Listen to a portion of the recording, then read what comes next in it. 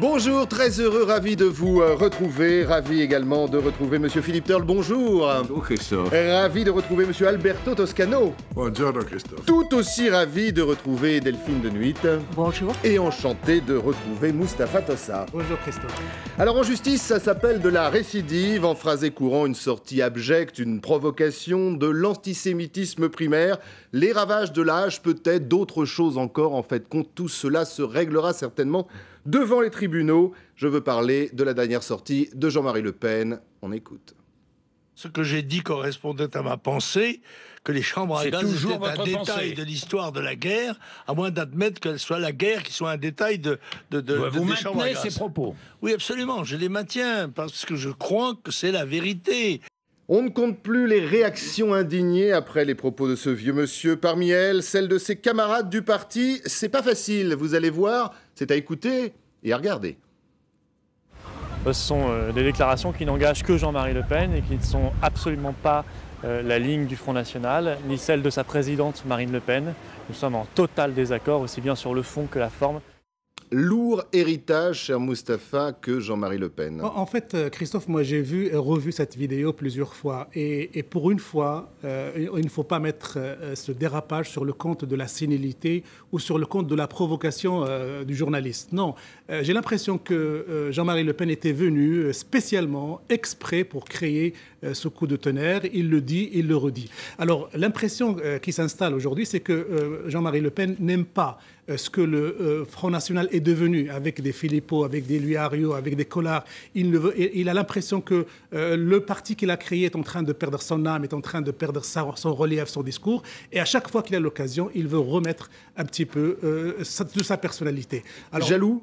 Oui, c'est certainement jaloux. Et surtout que le bébé qu'il a lancé est en train de lui échapper, de se transformer en mais c'est plus le même. Oui, voilà. C'est un bébé qui réussit. Oui, en partie classique. Donc, il veut absolument dire à tout le monde, tant qu'il est vivant, tant qu'il est biologiquement vivant, dire à tout le monde que ce parti, c'est moi qui l'ai créé et c'est moi qui est capable de lui insuffler les valeurs qui l'ont fondé. Maintenant, toute la question est de savoir comment Marine Le Pen, comment l'actuelle direction va pouvoir gérer ce scandale supplémentaire et éventuellement anticiper sur ses conséquences politiques, parce qu'il ne faut pas oublier que déjà la gauche et la droite ont utilisé cette affaire pour dire, voyez, le Front National n'est pas un parti... On avait raison, c'est pas un parti comme les autres. Républicain. Il faut voir les déclarations de Christian Taubira qui sont extrêmement dures sur le Front National. Donc il y a l'instrumentalisation de ces déclarations, mais Jean-Marie Le Pen l'a fait exprès. Ce n'est pas, je redis encore ma conviction, ce n'est pas un symptôme de sénilité. Alors me vient une question que je vous pose d'ailleurs à tous, puisque vous êtes journaliste, étranger, regard d'ailleurs bien évidemment. Doit-on continuer encore pour faire du buzz à inviter Jean-Marie Le Pen sur un plateau? Alors, c'est très compliqué parce que, évidemment, c'est un vieux monsieur qui a 87 ans ou va bientôt les avoir.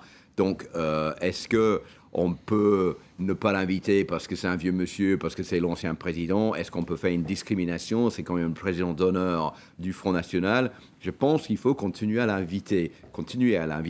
Mais là où il ne faut pas le laisser faire, c'est qu'il dit n'importe quoi. Il faut quand même contrer ses arguments avec d'autres arguments. C'est ce que souvent on ne fait pas. On le laisse parler, on dit très bien, c'est ce que vous avez dit. Très bien, M. Le Pen, à bientôt, au revoir. On est content de la belle sortie et du petit Voilà, mot. parce que Oui, ça crée, comme vous avez dit, ça crée un buzz. Ça fait venir des gens sur les chaînes où Jean-Marie Le Pen est invité. Et il faut le dire en France, que moi, il y a une chose que je trouve assez choquante, c'est que quand il y a une élection, de quoi parle-t-on ici? On parle du Front National. On parle du Front National, et on parle très peu. Même le Premier ministre parle du Front des National. autres partis, parlons même pas des Verts ou l'extrême gauche, c'est le Front National. C'est cette partie-là qui intéresse tout le monde. Et quand on voit le jour des élections que tout le monde suit le candidat du Front National dans l'Isle-Loire, presque, mais quand les autres candidats arrivent, personne n'a rien à cirer. Donc, évidemment, ça fait recette, ça fait le buzz, ça fait venir le public pour regarder les émissions. Et c'est pour cette raison-là qu'on l'invite. Mais c'est pas évident pour Marine Le Pen, pour la simple raison qu'elle sait qu'il y a beaucoup de nostalgie vis-à-vis de son père. Son père garde de son côté beaucoup d'anciens du Front National qui n'aiment pas beaucoup Marine Le Pen, mais qui sont prêts encore à voter pour cette partie. Delphine. Oui, je suis tout à fait d'accord et je rejoins ce que disait Mustapha, dans le sens où, je ne sais pas si vous vous souvenez, mais il a été l'invité de Canal+, l'émission d'Antoine Decaune, entre les deux tours. des départementales, et là, il n'a pas dérapé. Et l'émission était beaucoup plus longue que celle de Jean-Jacques Bourdin dernièrement. Donc, on sent que quand il peut se maîtriser, quand il veut se maîtriser, il se maîtrise. Donc, en effet, je pense que c'était assez bien étudié après les élections. C'est encore une torpille contre sa fille. Donc, oui, on sent qu'il n'est pas content que sa fille renie l'ADN qu'il a construit pendant 40 ans. Oui, mais cet ADN fonctionnait moins bien. Elle fonctionnait moins bien et elle veut en faire un parti de gouvernement. Elle le dit, d'ailleurs, elle l'a exprimé assez rapidement après les propos de son père. Tout de suite, elle s'en est désolidarisée et elle a bien insisté là-dessus. Alors que son père jouait le parasite. Vraiment, lui, il est contestataire. Alberto, comment on tue le père ? Ça dépend. Grand sujet de philosophie. Ça fonctionne plus ou moins bien. Ça dépend de ce qu'on veut. Et Jean-Marie Le Pen ne veut pas la même chose que sa fille. Parce que Jean-Marie Le Pen veut faire un parti d'opposition anti-système. Et donc, il ne vise pas à entrer dans une majorité de gouvernement éventuelle ou de prendre le contrôle d'une région ou de gagner cette ou cette autre élection. Il veut faire un parti de contestation totale. Globale, il a quand même été au deuxième tour d'une élection présidentielle. Oui, ça a été un cri d'alarme, c'était le mot de Cambronne que les Français ont lancé à travers le vote lepéniste. Mais le but n'était évidemment pas, d'ailleurs il ne pouvait pas arriver à l'Élysée, arriver dans une majorité, se rallier à quelqu'un d'autre. La logique de Marine Le Pen est complètement différente. Mais est-ce qu'elle peut... Alors, Alberto, est-ce qu'elle peut... tuer le père est une expression, mais est-ce qu'elle peut le faire disparaître des écrans radars ? Ça dépend des journaux. Ou est-ce qu'elle veut ? Ça dépend des médias.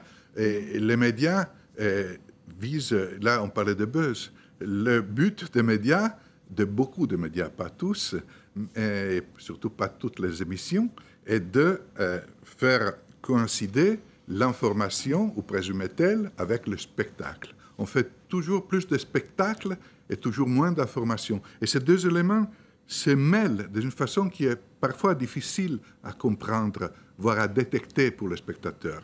Donc, Jean-Marie Le Pen est un homme de spectacle. Et dans ce rôle, il sera toujours invité. C'est un peu le Dieudonné du Front National. Parce qu'il fait spectacle. Il est quelqu'un, je ne sais pas s'il est le Dieudonné, mais il est encore plus homme de spectacle que Dieudonné à la télé. Dans une émission d'information, il augmente l'audience. Et ce qui compte pour beaucoup d'émissions, augmenter l'audience, les spectateurs, et dans la publicité et dans les revenus. Malheureusement, on est dans une logique parfois perverse de l'information, et dans cette logique perverse, il y a des personnages à la Jean-Marie Le Pen qui sont efficaces à leur façon. Alors, Mustapha, Delphine, très rapidement, et après on va parler de politique. On peut aussi envisager l'hypothèse tout à fait machiavélique qu'il y a un partage de rôle.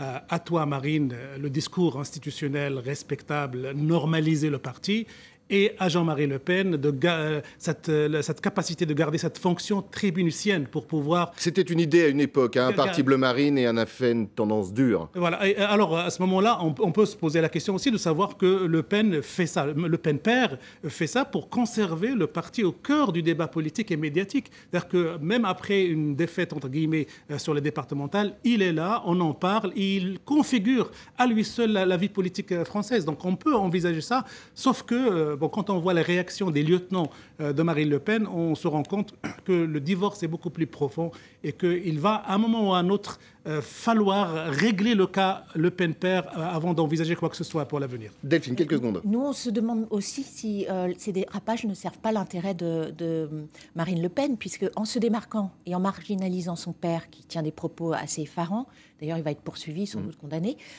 elle normalise quelque part le FN de Marine Le Pen, son bleu marine, justement, et elle lui ouvre des portes pour pouvoir, justement, se normaliser et devenir un peu plus fréquentable, disons, auprès des autres partis. Donc, on se demande si c'est pas à double... Une stratégie. Moi, je pense que, honnêtement, Marine Le Pen sera émancipée le jour où Jean-Marie Le Pen disparaîtra. D'ici là, ils sont obligés de travailler ensemble, malgré ça. Et je pense que la seule façon de résumer cette relation entre père et fille, je t'aime moi non plus. Merci pour cette analyse. On en revient à ce qui a fait la une cette semaine et ça ne devrait pas s'arrêter de sitôt.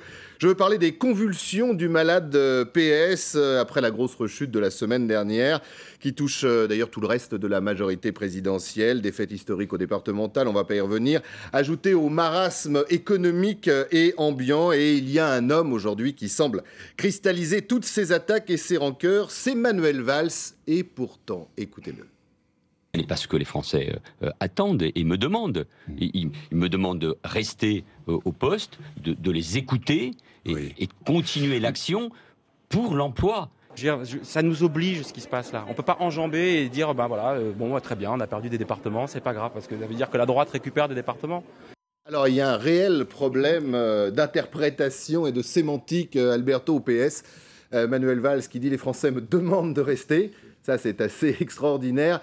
Et au PS, on a pris M. Gage, mais il y en a bien d'autres qui disent ça serait bien qu'il dégage. Mais au-delà de cette discussion, les Français me demandent, les Français demandent autre chose. Il y a une chose incontestable. On savait parfaitement que le Parti socialiste aurait perdu ces élections, et il les a perdues.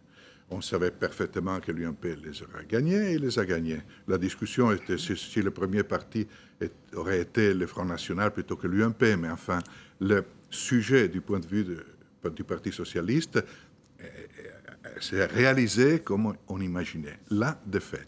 Alors aujourd'hui, il n'y a aucune raison pour laquelle Manuel Valls démissionne, parce qu'il n'y a pas d'autres élections jusqu'au mois de décembre. Il peut continuer, il a été désavoué, mais n'importe quel autre Premier ministre socialiste aurait été désavoué, avec une autre politique, son prédécesseur a été désavoué. Les Français sont incontentables. Les Français désavouent toujours le pouvoir en place. Si je vous suis bien, Alberto, vous me dites quoi? On garde Manuel Valls jusqu'au régional? Jusqu'au régional, au moins jusqu'au régional, et ensuite on verra. Donc, jusqu'au régional, il y aura la possibilité d'élargir la majorité au vert. C'est ce que François Hollande et Manuel Valls sont en train d'essayer de faire. Ça sera compliqué parce que les verts sont très divisés entre eux. Mais la carte jouable est celle-ci. Mais de toute façon, Manuel Valls, sans doute, à mon avis, restera à Matignon au moins jusqu'au mois de décembre. Et je pense aussi après. Et après, ça c'est l'analyse d'Alberto Toscano. Il y en a d'autres sur ce plateau. On les entendra, la prophétie d'Alberto Toscano. Et on reprend cette discussion juste après le journal sur la chaîne Info.